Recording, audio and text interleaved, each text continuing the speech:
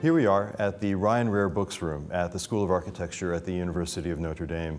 A lot of the images that you've seen in the various videos that we've shown you about Rome have actually been based on the imagery that we have here in the Ryan Rare Books Room, from the books collections, from maps that we have here. And those images have really enriched our understanding of Rome because they've shown us a Rome that in some cases no longer exists, parts of the city that have been transformed, especially in the late 19th and early 20th century. A lot of what we know about those parts of the city we know from books. And we're going to look at some of those again here today in the library to kind of remind us a little bit about what one needs to do in order to recover the way in which people once thought about cities and how to learn about cities really today in whatever place you are and wherever you're coming from.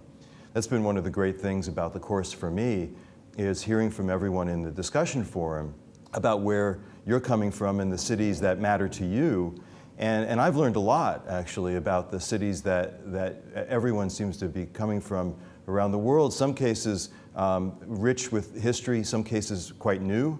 But in lots of cases, everyone seems to have a deep appreciation and love for their home. And I think that's a natural human desire and experience, to really love the place that you're from and want to value it and hopefully also know about it. So lots of folks have done research on their hometowns. And again, I've learned about that, whether it's Jiading in China or Damascus in Syria. We've learned a lot about the history of those places and how they've changed over time. And I think that active engagement with where you're from, knowing something about where you're from, is really essential to becoming a kind of an active participant in that place and somebody who's maybe going to influence what that city will become in the future. So I've learned a lot from you about where you're all from. And I've also learned a lot in preparing the course, because in order to explain Rome to a very wide audience around the world, really, I've had to think through what it is that I know about Rome and how I could present it to you in the clearest way possible. And in doing that, actually, I've discovered some new things.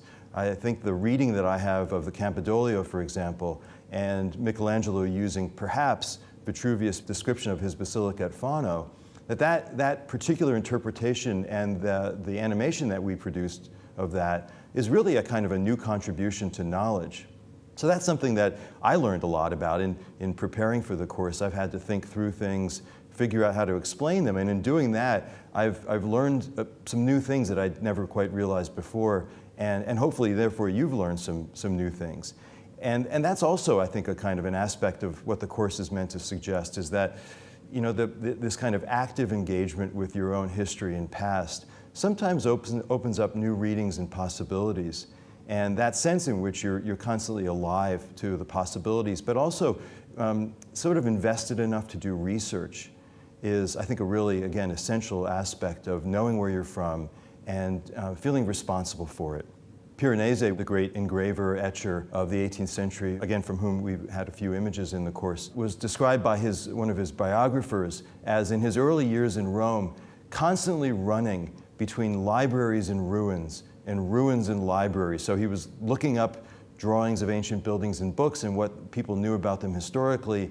He was then going to check on the actual ruins themselves to see if they matched what the library said, and then he would run back to the library with his knowledge about the ruins and check on the books. And that constant kind of exchange between research and experience is, again, I think, an essential part of understanding cities. A lot of times we experience cities as tourists, and we're kind of passive as we visit them. We wander around, we have chance experiences, and that's an essential aspect of cities and our appreciation of them, really feeling them and knowing what it's like to be there as a resident, sometimes even imagining that you might actually live there if it's a place you've never been before.